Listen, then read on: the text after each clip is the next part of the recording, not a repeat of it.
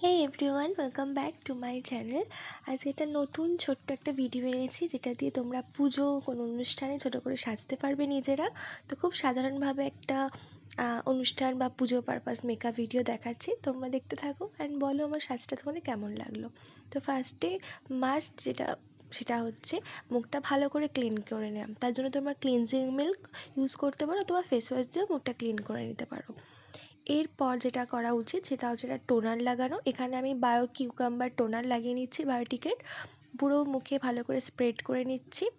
এরপর তোমরা একটা প্রাইমার বা হাইলাইটার ইউজ করতে পারো। আমি একটা প্রাইমার ইউজ করে নিচ্ছি, হালকা একটা হাইলাইটিং এফেক্ট আছে, দেখতে পাচ্ছ মুখের মধ্যে একটা চকচক গ্লসি ভাব লাগছে।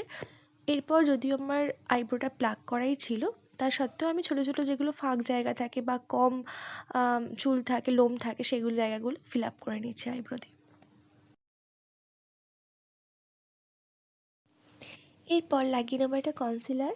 তার জন্য আমি আমার স্কিন কালার থেকে একটা ডার্কার শেড নিয়েছি, যেটা আমার চোখের আন্ডার আই ডার্ক সার্কেল যেগুলো থাকে সেগুলো কভার করে দিতে খুব ভালোভাবে সাহায্য করে। তোমরা দেখতেই পাচ্ছ, তোমরা তোমাদের নাকের সাইডে বা মুখের সাইডে যদি পিগমেন্টেশন থাকে সেগুলো কভার করে নিতে পারো। নেক্সট আমি এটা করছি, একটা ফাউন্ডেশন লাগাচ্ছি আজকে, যদিও সবসময় ফাউন্ডেশন খুব একটি ইউজ করি না, বাট যখন তোমরা ফাউন্ডেশন ইউজ করবে মুখ এবং গলা, কান যেগুলো এক্সপোজ এরিয়া সেগুলো ভালো করে কভার করে নেবে এবং সুন্দর করে ব্রাশ বা ব্লেন্ডারের মাধ্যমে এটাকে ভালো করে ব্লেন্ড করে নেবে। তো এরপর লাগিয়ে দিচ্ছি পাউডার, লুজ পাউডার বা যে কোনো কম্প্যাক্ট তোমরা ইউজ করে নিতে পারো। আমি এরপর একটু ব্লাশ লাগাবো, তার জন্য আজকে একটা লিপস্টিক ইউজ করছি। তার সাথে দেখো লাগিয়ে নিচ্ছি অ্যালোভেরা জেল। তোমরা কোনো ক্রিম বা অন্য কিছু মিক্সড করে নিতে পারো। তো এটা ক্রিম ব্লাশ তৈরি করার চেষ্টা করলাম। তো আমি আমার গালে একটু উঁচু জায়গা যেগুলো আছে সেই জায়গাগুলোতে একটু যাতে মিষ্টি একটু হাইলাইটিং লাগে, তো সেই জন্য ইউজ করে নিলাম। তো নেক্সট যেটা করেছে ফিক্সার, এটা খুব একটা ভালো গন্ধটা ছিল না, তার জন্য মুখের অবস্থা আমার দেখতেই পাচ্ছ, খুবই ফানি। যাই হোক, তো আমি হাত দিয়ে আর ব্লেন্ড করলাম না, ব্রাশ বা ব্লেন্ডার তোমাদের যেটা থাকবে স্পঞ্জ, সেটা দিয়ে তোমরা ভালো করে পুরো মুখে এটা ব্লেন্ড করে নিতে পারো। নেক্সট দেখো, আমি একটা মাস্কারা ইউজ করছি এবং সাইডে দুটো উইং জাস্ট একটা লাইন টেনেছিলাম। এরপরে একটা ছোটো টিপ পরে নেবো, লাল টিপ, সেই একই লিপস্টিকটা দিয়ে, লিকুইড লিপস্টিক দিয়ে ছোট্ট লাল টিপ পরে নিলাম। আর তো এইটুকুনিই ছিল। আর নেক্সট আমি কী করি তোমরা দেখতে থাকো। আমি ভাবছি এটা কী করবো, চুলটা খুলে রাখবো অথবা চুলটা বেঁধেই রাখবো। তো এটা জাস্ট ভাবছিলাম, আমার চুলটা অলওয়েজ খোলা রাখতে বেশি ভালো লাগে।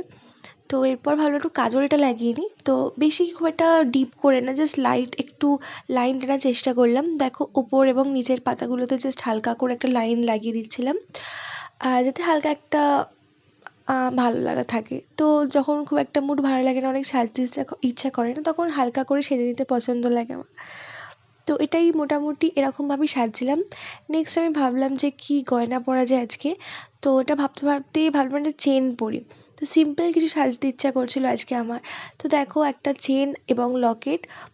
তো যেহেতু আজকে গরদের শাড়ি পরেছি একটা, মেনলি লাল জিনিসটাই বেশি প্রমিনেন্ট আমার শাড়িতে, ব্লাউজটাও লাল ছিল, তো সেরকমই এটা ম্যাচিং করে একটা হার এবং কানের দুল টপ পরে নিচ্ছি দেখো। এরপর মোটামুটি আমার লুকটা ফাইনালের দিকে। এরপর আরও অনেক বেশি কিছু সাজবো না, টুকটাক চুড়ি টুড়ি পরবো। তার আগে চুলটা একটু খুলে নিলাম, কারণ এটাই আমার একমাত্র স্টাইল, অনেক কিছু করতে পারি না চুলটা নিয়ে, কী করবো ভেবেও পাই না, তোমরা সাজেস্ট করতে পারো। তো এই একটু ঢং করছিলাম আর কি সাজুগুজু করে নিয়ে। আর ভাবলাম যে এর সাথে কী করা যায়, নেক্সট টাইম ভাবলাম যে ঠিক আছে একটা চুড়ি পরি। তো লাস্ট পর্যন্ত আমি একটা চুড়ি পরেছিলাম এবং আজকের সাজটা দেখো খুব হালকা লাইট, এবং তোমরা এটা সবসময় ক্যারি করতে পারো।